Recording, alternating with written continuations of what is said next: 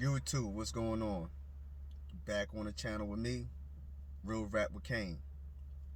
Last time we talked, we touched on a very important topic dealing with the political climate in our country in wake of the aftermath of the 2020 presidential election and the ramifications that a delay in conceding would have, is currently having.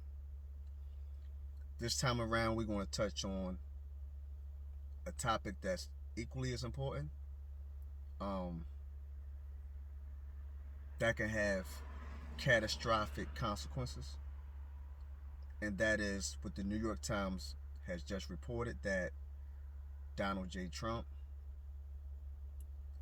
last week inquired about bombing, attacking nuclear sites in Iran. Now, we all know that during election years of presidential elections, especially, if that campaign loses, they're not reelected, or they're served the max term, which is 2 years, 2 terms, 8 years. They normally do acts of executive orders or acts that they can benefit their friends or their personal interests on their way out, i.e., pardoning people and putting certain policies into play, electing certain people to certain key positions, just so they can still have their influence in office. And quite frankly, like I just said, look out for their friends, comrades, allies, what have you, however you want to word that. Now, the ramifications that this act would have is way graver than pardoning somebody for whatever crime that they committed. um, the Middle East is very, very unstable. I don't think people really understand the gravity and the extent that the Middle East is unstable, but it is in bad shape. Um, I wrote down some key points that I wanted to touch on just to keep my thoughts in order, because right now my thoughts are all over the place. Um,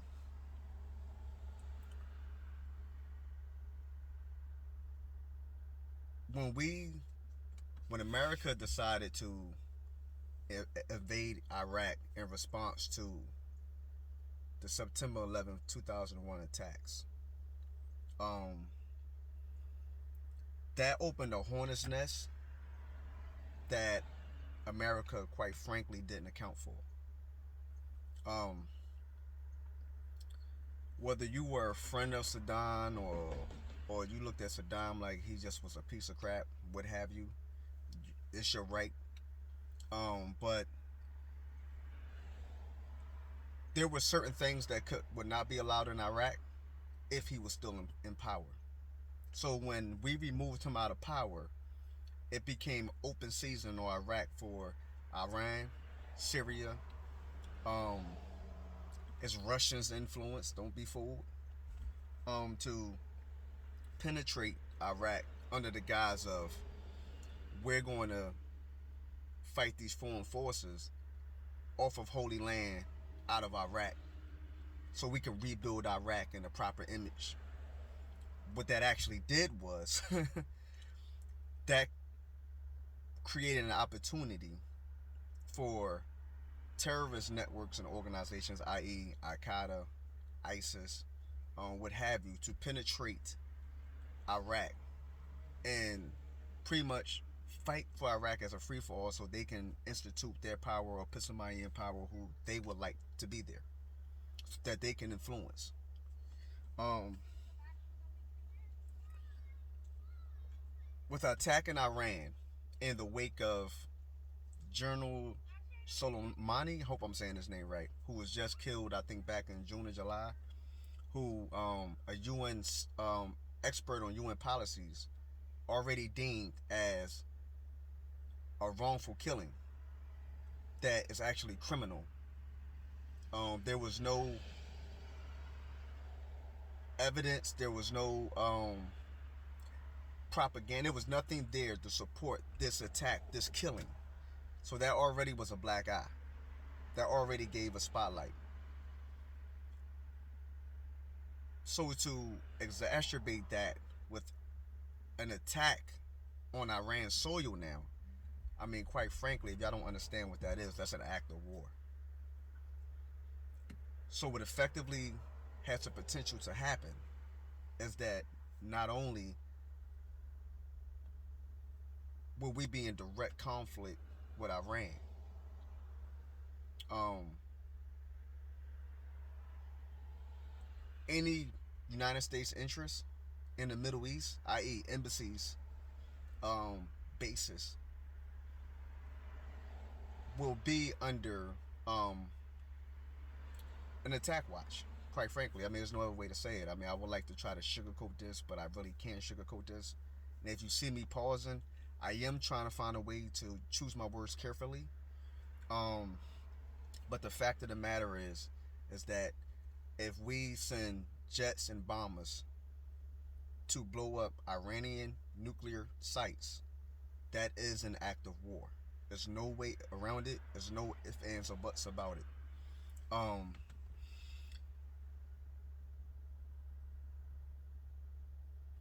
United States interest will be at risk in the Middle East. And we're not just talking about military targets, we're talking about civilian targets as well. Whether it's civilians who are working in the Middle East or on government contract or government employees or what have you, that threat alert is going to go through the roof. I don't think people fully understand the gravity of the threat level. Nothing would be off limits. The risks of attacks on U.S. soil is going to go up exponentially as well. We're a little bit more insulated. We're a little bit more protected. It's going to take a little bit more work. But as they already proven, they can accomplish this. I think the disconnect between the way our lives are, the way we live our life, for what we're conditioned for, and what they're conditioned for is totally different. This is what they do every day, all day, twice on Sunday. When it comes to us, the reason why PTSD affects American soldiers the way it does is because we're not conditioned for conflict, for armed conflict, especially for a long period of time, right? We pretty much have it, easy to an extent. We have our urban environments that are, a little bit more under stress levels when it comes to gun violence and things of that nature. But like I said, the difference is these kids start out over there at 6, 7 years old, grew up to be grown men that knows how to maneuver and handle themselves in armed conflict from a child. And they got nothing but all day. They got nothing but time. It's almost like, how they say people in jail, how they figure out how to escape prisons, because they got nothing but time. These people have nothing but time to sit back and figure out what's the vulnerable points, where's the soft spots, where can we penetrate to carry out an attack to gain some kind of vengeance. Now, am I saying all this to say that Iran and nuclear, anything is a good idea? That's a negative. Them two definitely don't go together. The Obama administration put in sanctions after sanctions after sanctions. The UN whole coalition also added sanctions to try to get Iran to calm down and go a different direction with their nuclear program and dismantle it. It's worked to an extent. It didn't work to the same degree that it worked for North Korea. Um, because Iran has more natural resources where they don't have to rely on American or American allies for money. Um, they still do to a degree. It's just not to the same extent as North Korea, though. But not only will American interests be vulnerable, American allies will be vulnerable as well, i.e., Saudi, Turkey, Kuwait, um, Dubai, um, all these places will become targets as vengeance And what effectively happened, and you don't have to be a psychic to see this, is that Iran, Syria, Lebanon, what's I wrote down? Afghanistan, um, and it's a country I'm leaving out. I'm having a serious brain fart. Pardon me. It's where the USS Cole got attacked. Um, that country who's already Yemen. That's what Yemen, who's already at odds and can care less about America. What effectively is going to happen? Because I mean, they already have it to an extent anyway. They're going to form an axis of allies that's going to carry out these attacks. There's no longer going to be individual countries who meet sometimes to discuss these matters. There's going to be a full-blown coalition on how to bring death and destruction upon Americans.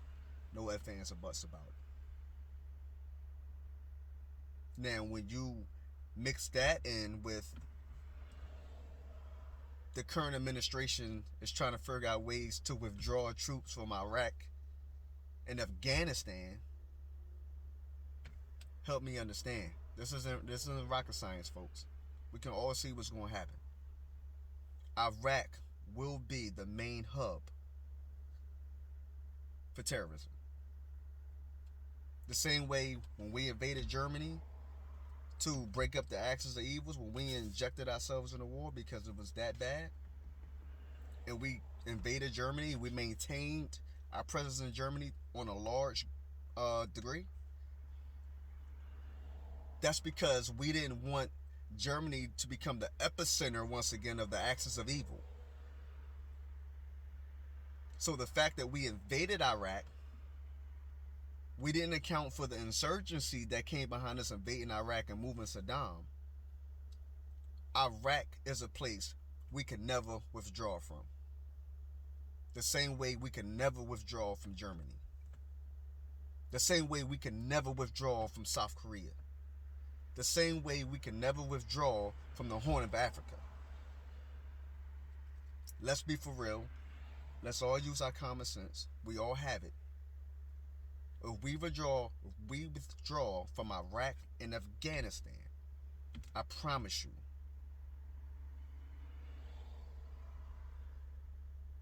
destabilization is not even a word.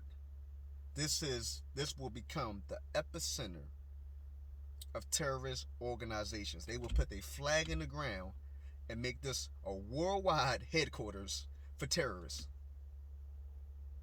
This is a bad idea on every level. Make no mistakes about it.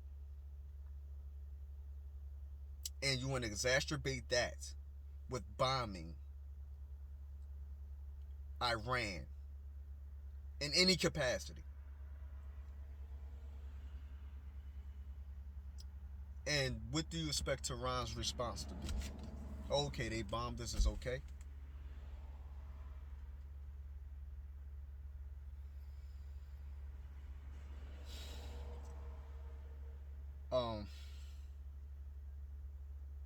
I really don't know what to say. I mean, I'm really lost of words. The future is looking very, very troublesome. We're headed down a very slippery slope. I'm not sure exactly how we come out the other side of this. I'm hearing that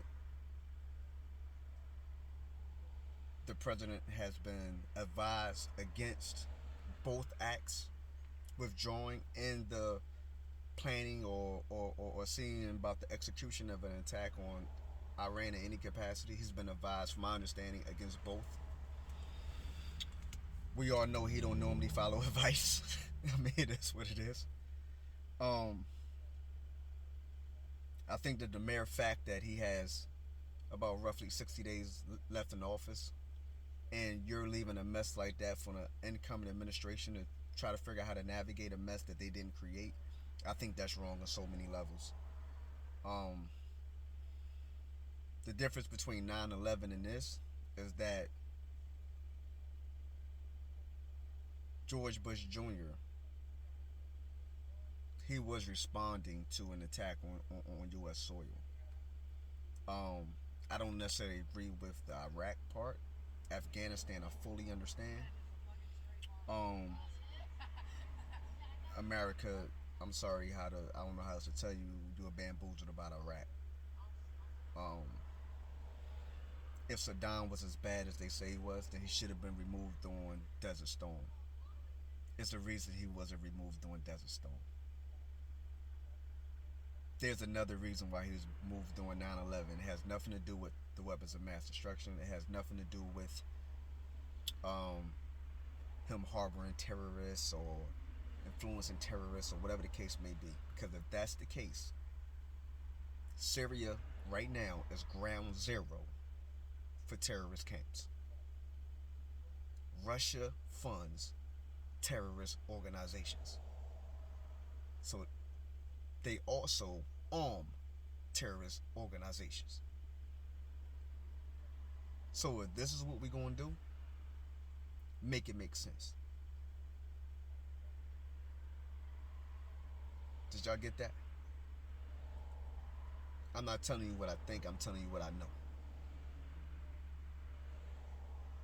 This is the ugly truth that they pull Jedi mind tricks because they say, oh, they're going to go whatever narrative we put out anyway, because no one is going to sit back and do this research. No one's going to sit back and actually think to figure this out and say, oh, no, this is what actually is going on. When are we going to stop falling for the banana in the tailpipe?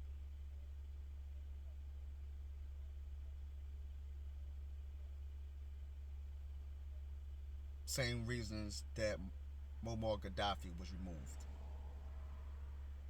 Is much bigger than the agendas that are put out to the people. If you really think the government is transparent with you, you out of your mind. The question is when we going to wake up and say, oh, listen, we're not going for that no more. You're sending men and women across the water to potentially lose their life behind your own hidden agendas. There was a saying that caught up to me probably about 7, 8 years ago. And it was one of the realest things that somebody can say to me. Well, and they said directly to me. I was watching something. I was watching a movie or something. But it was talking about active duty and reserve military members serving during armed conflicts, participating in armed conflicts. It said, old white man starts war, young man dies. It doesn't get much realer than that. And the fact that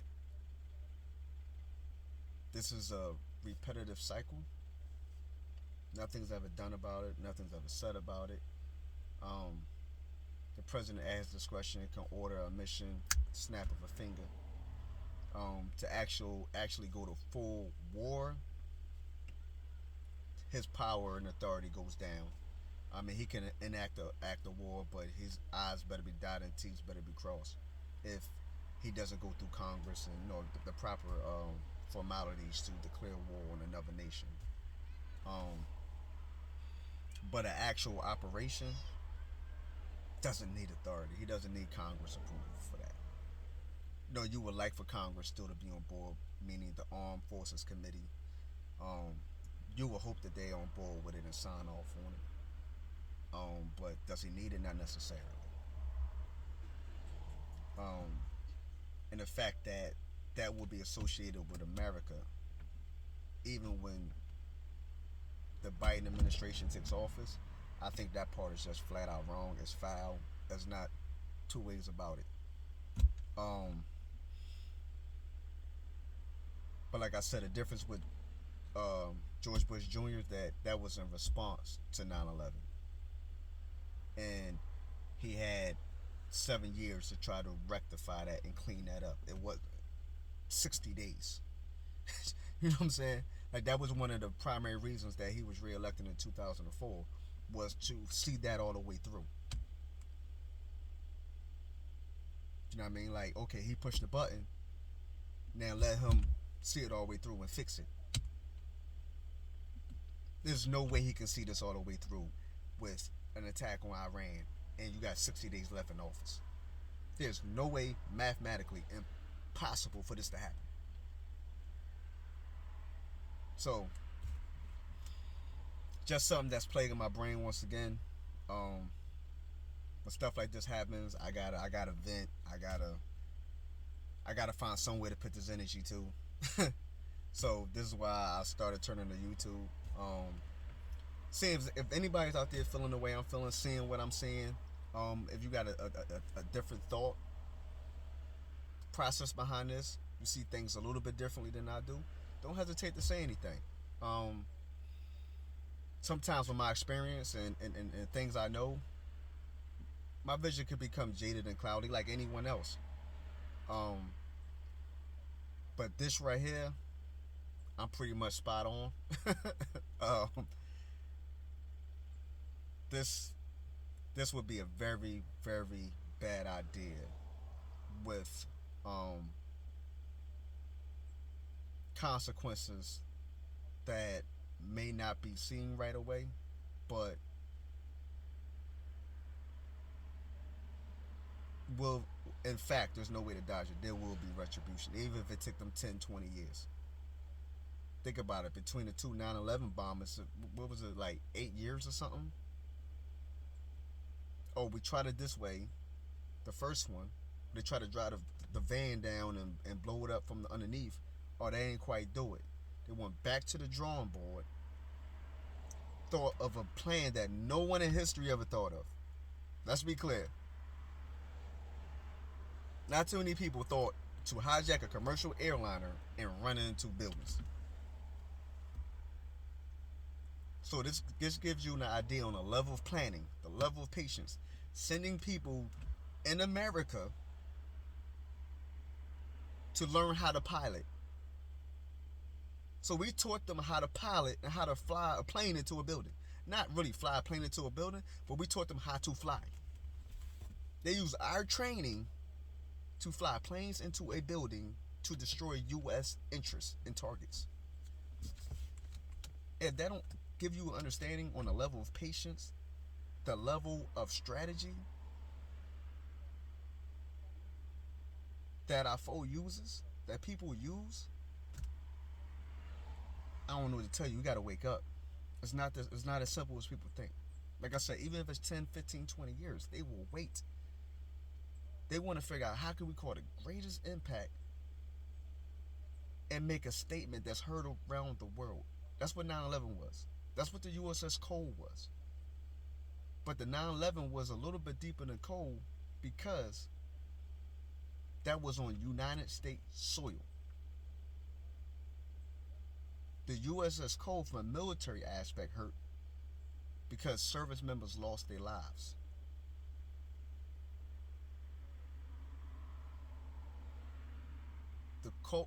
The 9/11 bombing hurt because that was on United States soil.